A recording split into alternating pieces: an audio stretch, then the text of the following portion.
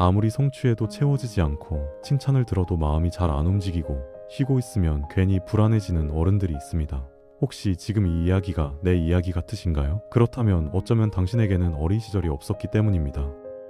7살, 8살에 부모의 눈치를 보고 집안 분위기를 살피고 동생을 챙기면서 정작 본인은 아무것도 원하지 않는 척했던 아이들. 그건 성숙함이 아니었습니다. 그건 생존이었어요.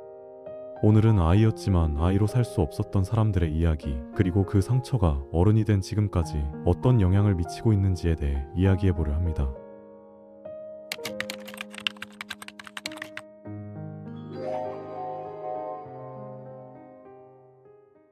심리학에서는 이런 현상을 부모화라고 부릅니다. 아이와 부모의 역할이 뒤바뀌는 거죠. 부모가 자신의 고민을 아이에게 털어놓고 아이를 정서적 지지대로 삼는 경우를 정서적 부모화라고 하고, 가사노동이나 동생 돌보기처럼 집안의 책임을 아이가 전담하는 경우를 도구적 부모화라고 부릅니다. 어떤 형태든 공통점은 하나입니다. 아이의 감정은 뒷전이 되고 부모의 기분이 최우선이 되는 구조. 그래서 아이는 누가 시키지 않아도 알아서 조심하고 알아서 참아내고 알아서 괜찮은 아이가 되어버립니다. 문제는 여기서 끝나지 않습니다. 이런 환경에서 자란 아이들은 타인의 요구에 반응하는 자아만 크게 자라고 정작 내가 뭘 원하는지 아는 자아는 자라지 못합니다. 심리학에서는 이걸 가짜 자기라고 부르죠. 쉽게 말하면 진짜 나는 사라지고 남들이 원하는 나만 남는 겁니다.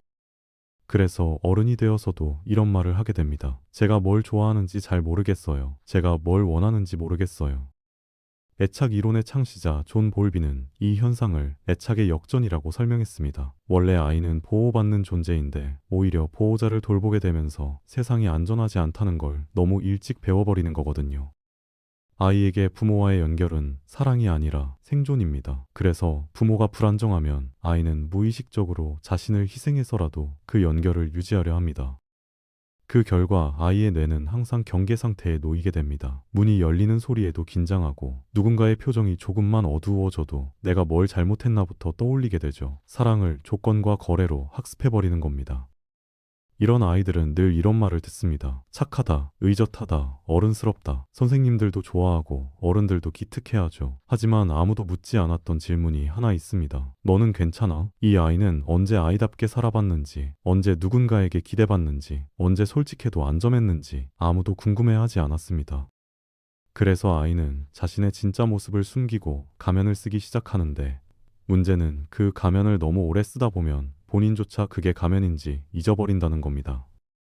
성인이 되면 이런 패턴들이 나타납니다. 도움 요청이 너무 어렵고 쉬면 괜히 죄책감이 들고 모든 걸 혼자 해결하려 하고 늘 관계에서 상담사 역할을 맡고 거절이 배신처럼 느껴집니다. 심리학에서는 이걸 강박적 돌봄이라고 부릅니다. 타인을 돌봐야만 자신의 가치가 느껴지는 상태죠. 이건 성격 문제가 아닙니다. 어린 시절에 학습된 생존 방식이에요. 문제는 이 패턴이 결국 번아웃과 깊은 공허함으로 이어진다는 겁니다.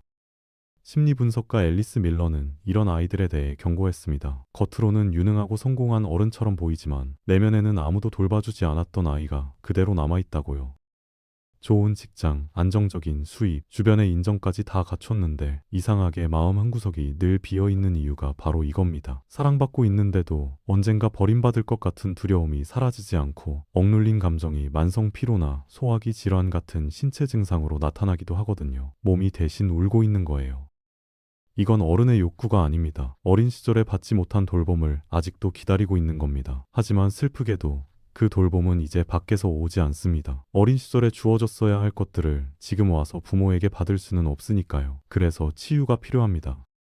그리고 치유의 첫 단계는 고치는 게 아니라 인정하는 겁니다. 심리학자들은 이걸 애도하지 못한 어린 시절이라고 표현하거든요. 나는 괜찮았어. 다들 그렇게 잘하잖아. 다른 사람들은 더 힘들었어. 이 말들이 혹시 가면은 아니었는지 처음으로 돌아봐야 합니다. 일어난 일을 있는 그대로 인정하지 않으면 같은 패턴은 계속 반복되거든요.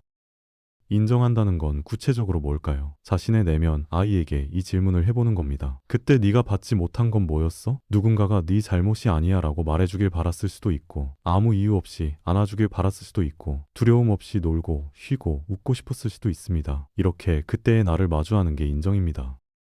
하지만 인정만으로는 끝나지 않아요. 이제는 그 아이에게 직접 말해줘야 합니다. 다른 누군가가 대신해줄 수 없거든요. 당신만이 그때의 당신에게 갈 수 있습니다. 넌 그런 대우를 받을 아이가 아니었어. 넌 그냥 아이였을 뿐이야. 이제는 쉬어도 돼. 이 과정은 힘들 수 있습니다. 그동안 느낄 시간이 없었던 슬픔을 느껴야 하고 분노와 상실감과 채워지지 않은 욕구들과 마주해야 하거든요. 하지만 그 감정들이 올라온다면 그건 치유가 시작되고 있다는 증거예요. 그동안 외면했던 것들이 드디어 나오고 있는 거니까요. 그러니까 너무 일찍 어른이 되어야 했던 분들께 이 말을 전하고 싶습니다. 당신의 성숙함이 문제였던 게 아니에요. 선택지가 없었던 게 문제였던 거죠.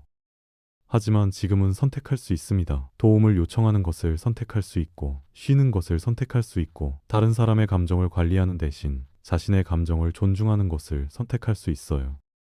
그건 이기적인 게 아닙니다. 그동안 한 번도 못 해본 걸 이제야 배우는 거예요. 어쩌면 처음으로 제대로 된 방식으로 자라고 있는 겁니다. 생존을 위해서가 아니라 나 자신을 위해서요. 어린 시절은 없었을지 몰라도 남은 시간은 당신의 선택입니다. 그리고 이제부터는 당신이 원하는 방식으로 살아갈 수 있어요.